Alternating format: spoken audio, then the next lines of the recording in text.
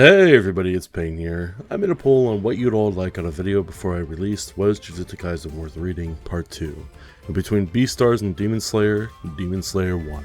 And honestly, I'm surprised it didn't win even harder than it did. I thought it was going to be like a 10 to 90, but instead it was a 30-70. Maybe one day I'll do Beastars, but for now, we're on Demon Slayer. And while Demon Slayer is on its Swordsmith Village arc for Season 3, we're all hyped as ever to get into the beautiful music, story, and animation this show delivers every single time. In today's topic, I decided to make an analysis on Tanjiro with, is Tanjiro a bad main character? Make sure to like and subscribe for more content like this. Now, I've heard a lot about Tanjiro, weirdly enough, more bad than good in the fanbase. And that's not to say Tanjiro is actually bad. Personally, I believe the criticisms I've heard to be pretty unreasonable. And I'm not going to act like Tanjiro is the perfect main character. He does have his flaws, and it's just that they're harder to see when his upsides are more in the spotlight more often. Tanjiro started out as just a normal kid.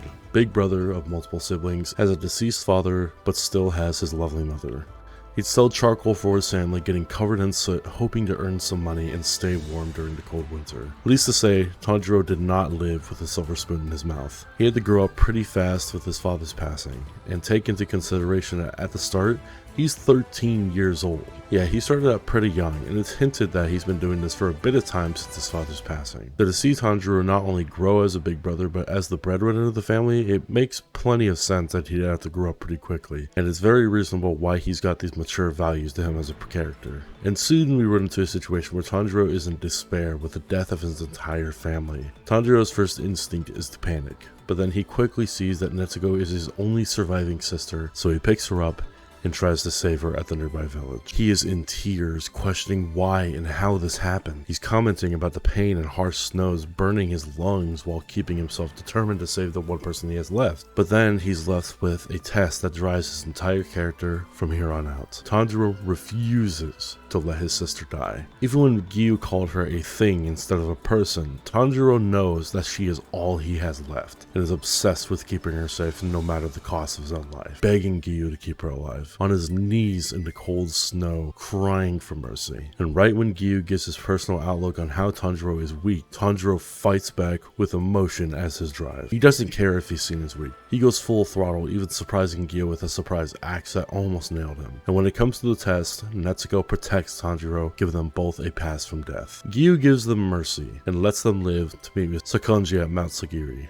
And afterwards, Tanjiro buries his entire family, looking back with a pained look on his face, but stays determined knowing he is all his sister has left, and he is the only one who can save her. Now, the reason why I'm talking about Tanjiro's beginnings is because they're very important at understanding later decisions he makes, as well as to go against why some people believe he should be more hate-filled than he comes off as. Tanjiro is a caring person, and the writer is trying to let people know and understand that while Tanjiro truly does despise demons for what they had done, Tanjiro isn't the type of person to ultimately go crazy after this. And that's not to say he's perfect. His family's deaths are what drive him. He gets nightmares of that day, and his sister is a reminder of the day that changed his entire life moving forward. And I don't really like this idea that a tragic moment in your life has to always fully change you as a person. Tanjiro still holds his values, and he is still a nice and loving kid after all he and his sister have gone through and have to go through coming forward. I'd say that's something that makes him pretty unique from other protagonists and even just other story writing.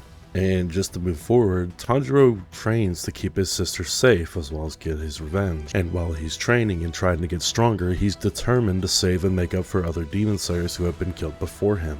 And down the line, he shows his compassion even to demons who have killed people. This shows that while everyone else in the world lives in a world of black and white, Tanjiro is the one character who has a gray morality. He does believe what these demons deserve is death, but while other demon slayers will slaughter the demons in the most inhumane ways they actually do deserve, Tanjiro will try to help them pass peacefully even if they don't wish for it. And the reason for this is that Tanjiro still feels their emotions unlike other demon slayers. His caring personality conflicts with inflicting pain, but he knows that he absolutely has to kill them. So he tries to help even some of the worst demons that have mocked him in their fight. You could absolutely say that this is a character flaw if you wish, but it's definitely a big part of what has grounded him as the kid we now know as Tanjiro. And throughout the series, we've seen Tanjiro grow. People say that he hasn't grown at all, but I don't agree with that sentiment. Tanjiro at the beginning of the series was a coward before he started training. He couldn't even finish off a demon. Every fight in season 1, he comments to himself about his lack of belief in his own skill, people. It's only until he truly pushes himself that he's able to believe in himself, and he stops doing it by the time Mugen Train comes along. Now he's one of the most determined, well-grounded characters in the show, and he has gotten stronger through resilient training and determination. But to summarize my whole point about him as a main character, Tanjiro as a character is built on the love he has for his family and his persistence to keep the peace. He himself is a good message for how the bond for a family, even after losing them all in a disastrous way, he is still able to move forward and not give up. There's even a time where a demon tried to gaslight him into thinking his family loathed him for their deaths.